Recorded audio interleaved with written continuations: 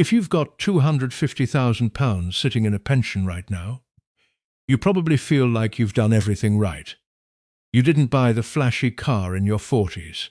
You didn't cash out early chasing some scheme that promised quick returns. You waited and you built a pot most people your age will never see. Here's the cold part. For most people in the UK, that £250,000 isn't the safety net it looks like. Follow the popular advice doing the rounds right now, the spend more, you'll die with too much leftover message, and you could be staring at a 40% shortfall by your 80s, or a pension that hands a huge chunk straight to HMRC the day you die. The writers pushing that you're underspending message almost always use one example, a retiree with £1,300,000 sitting in the bank. If your number looks more like £250,000, that advice isn't just unhelpful, it's dangerous.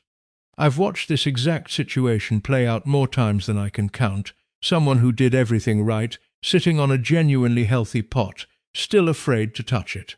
That fear isn't irrational. Most of the time, it's correct. So today I want to walk you through the 5-question checklist that actually tells you whether you're one of the lucky few who can spend more freely, or one of the majority who genuinely can't.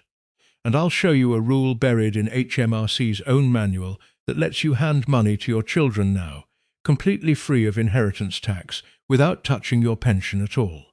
If you've spent 40 years building this pot and you're terrified of the one wrong move that wrecks your 80s, stay with me.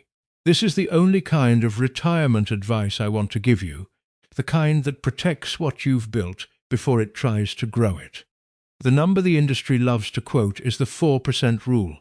Take 4% of your pot every year and, in theory, it never runs out. But by 2026, that number has quietly slipped closer to 3.5% for anyone without a big buffer, and on a £250,000 pot, that's £8,750 a year.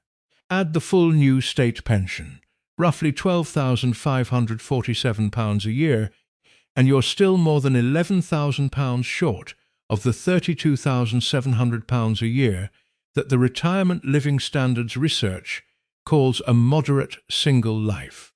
That gap matters because £32,700 isn't a luxury number. It's roughly what an ordinary salary used to cover before you retired. Why did the safe withdrawal number drop in the first place? Longer life expectancy plays a part, and so does the memory of inflation spiking sharply a few years back, which forced advisors to build in a bigger buffer before calling any withdrawal rate safe. It's the same instinct that makes you check your energy bill twice before you commit to a new tariff. Nobody wants to promise a number today that quietly runs dry at 85. Here's the part that catches people out. A quarter of that £250,000 usually comes out as a tax-free lump sum, capped at £268,275 across all your pensions combined, so most people never get anywhere near that ceiling anyway. Once that slice is gone and the rest sits in drawdown, every pound you take out on top of your state pension stacks against a personal allowance frozen at £12,570. The figure on your pension statement looks like wealth. The figure left after tax, and after the lump sum is spent, looks a lot more like an ordinary income. It's not that you're being tight by holding back.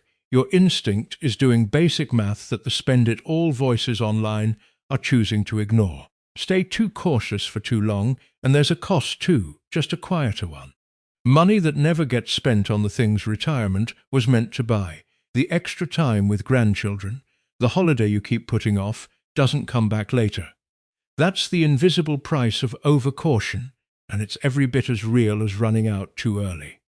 Those voices love a character called Mark. Mark has £1,300,000. Mark can spend £40,000 a year and still leave plenty behind. If you've got £250,000 and try to live like Mark, the maths doesn't forgive you the way it forgives him.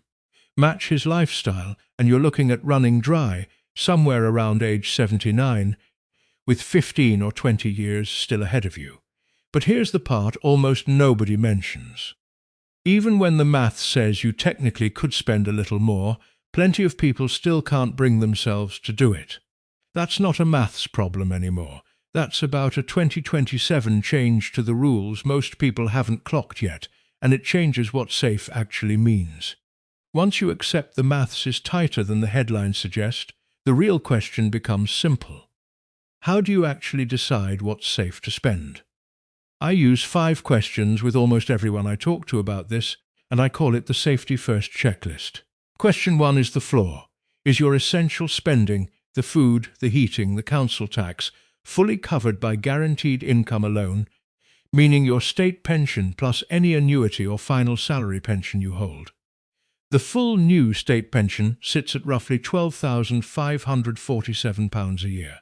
If your essentials come to £18,000 and your guaranteed income only covers £12,547, that £5,500 gap has to come from somewhere less certain, and that single gap changes how carefully the rest of your pot needs to be managed. Question 2 is the care contingency. Have you ring-fenced something like £70,000 for what people in this line of work quietly call the final 3 years? Not because you're expected to need it, but because if you do, it changes every other answer on this list. Someone who's set that £70,000 aside can answer questions 3, 4 and 5 far more freely than someone who hasn't, because they've already dealt with the one scenario that scares people most. Question 3 is the sequence buffer.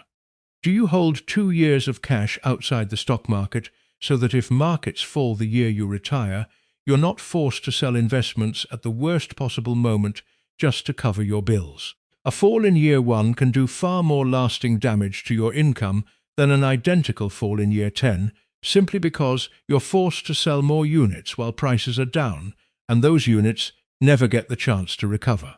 That's the whole reason advisors take this particular question so seriously.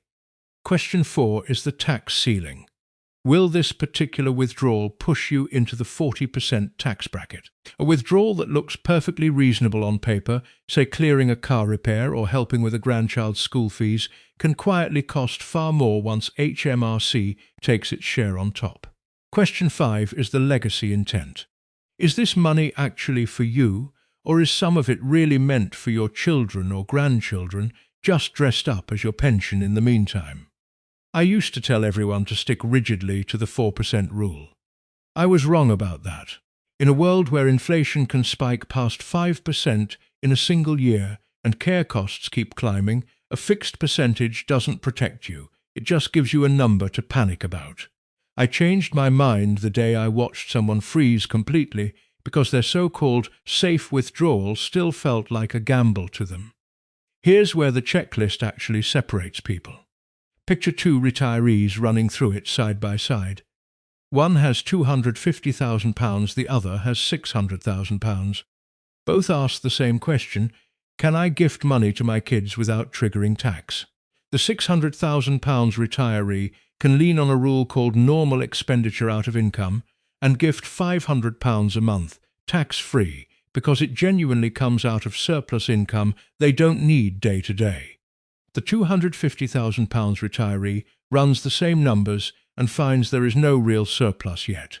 Question 1, the floor, isn't fully answered. For that person, the checklist says protect the floor first. The gifting comes later, once the floor is solid, not before. Even if you tick every one of these 5 questions, there's still one thing sitting quietly in the corner of almost every UK retirement plan that stops people spending freely. It isn't the stock market, and it isn't tax, it's the fear of needing care. Here's a scenario I've watched play out more than once. Someone spends confidently through their 60s, feeling like they've finally earned the right to enjoy the money. Then, somewhere in their early 80s, they need residential care, and everything shifts at once.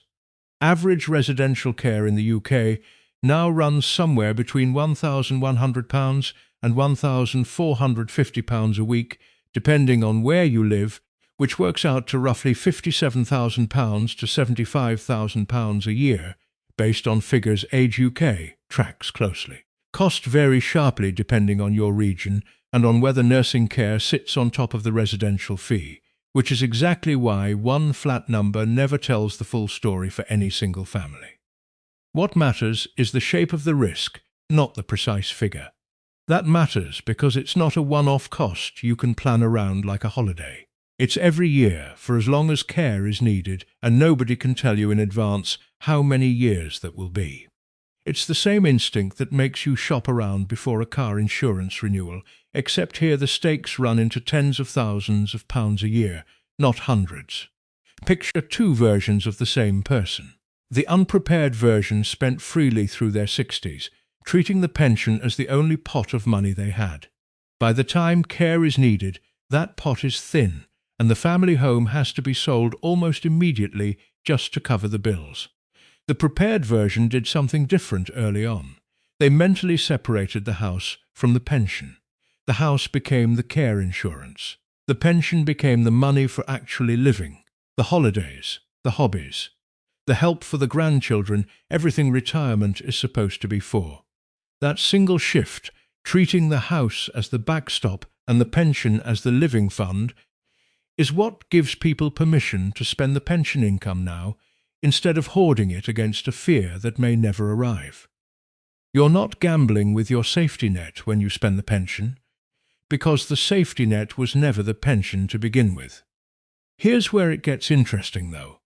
If you start spending the pension more freely now, doesn't that just mean less of it is left for HMRC to take later anyway? True enough, but there's a bigger prize sitting right next to it, a legal way to move money out of your estate entirely while you're still here to watch your family use it. There's a rule buried inside HMRC's own inheritance tax manual that most people never hear about, called normal expenditure out of income. Most people only know about the £3,000 annual gift allowance and assume that's the whole story. This rule is different and far more useful because it has no upper limit at all, as long as the money comes from your regular surplus income and doesn't reduce your normal standard of living. Think about what that actually means across two different paths. On one path, you leave the money sitting inside the pension. Under the rules due to start in 2027, unused pension funds get pulled into your estate and taxed at 40% through inheritance tax. Then whoever inherits it pays their own income tax on top when they draw it out, sometimes as high as 45%. Add those together and more than 60% of what you built can disappear before your family ever gets to use a penny of it. On the other path, you gift the surplus, the money you genuinely don't need for your own living costs, while you're still around to do it. Your children get the full value exactly when they need it most, often during the years of a mortgage or the cost of childcare, not decades later when the money might matter less to them. Waiting until you're gone often means they inherit at a point in life when their own mortgage is long paid off and their own children are already grown up, which is exactly when the money helps least. And because it's a gift from income rather than capital, it sits outside your estate straight away, with none of the 7-year wait attached to a normal gift. The mechanism only works if the gift genuinely comes from income you don't need, so it starts with an honest look at what's actually left over each month, once your own bills, things like your mortgage or your car insurance renewal, are covered. A simple way to make it real is setting up a standing order, labelled clearly as a gift from income, so there's a paper trail sitting ready if HMRC ever asks the question years down the line. It's worth saying plainly, this only works because the money is truly surplus. If gifting it would mean you couldn't cover your own floor from question 1, it isn't surplus, it's a mistake waiting to happen. The rule rewards people who've already done the checklist honestly, not people looking for a shortcut around it. If a specific practical tax rule like this feels more useful to you than another video telling you to go and buy a boat, that's exactly the kind of thing this channel exists for. There's a psychological reason all this maths and all these rules still don't make people spend more easily, and it has a name: loss aversion. For 40 years you watched a number go up. Every year the pot grew a little, and that growth felt like proof you were doing something right. Now retirement asks you to do the opposite, to watch that number go down on purpose, and something in your brain reads that as failure, even though shrinking the pot on purpose was the entire point of building it. You are not being miserly. What you're feeling has a name too, the frugality hangover. The same habits that got you to £250,000 or £600,000, the caution, the checking, the holding back, are still running in the background. Except now they're working against you instead of for you. I've sat with people who built genuinely impressive pots and still felt sick every time they spent from them, even on things they'd earned many times over. That's not a character flaw. That's 40 years of habit doing exactly what it was trained to do. One small shift that actually helps is what I'd call the separate joy account. Move whatever you've decided is genuinely discretionary spending, the holidays, the meals out, the little gifts, into a completely different account from your everyday one. If that account runs down to zero, you simply stop for the month. But if there's money sitting in it, the rule is that you spend it, because it's already been accounted for and it isn't touching your floor. It sounds almost too simple, but separating the money physically removes the constant low-level anxiety of watching one single pot shrink every time you enjoy yourself. Ask yourself honestly, when did you last spend money and actually feel good about it instead of guilty? If you can't remember, that's not a money problem. That's the hangover talking. So here's where that leaves you after everything we've covered today.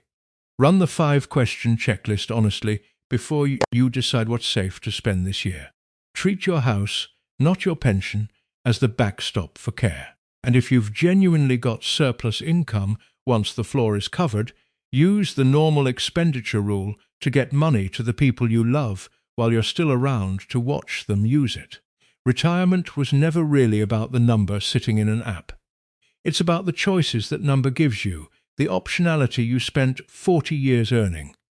That number isn't something to protect at all costs and never touch, and it isn't something to burn through on a stranger's timeline either. It's something to use, carefully on terms you actually decide, not terms handed to you by someone chasing views with someone else's £1,300,000 example. If this kind of straight, UK-specific planning is useful to you, stay subscribed to Arthur's UK Retirement Guide. Don't let 40 years of careful saving end up as a windfall for HMRC instead of a life for you and the people you care about. You built the pot. Now decide deliberately what it's actually for.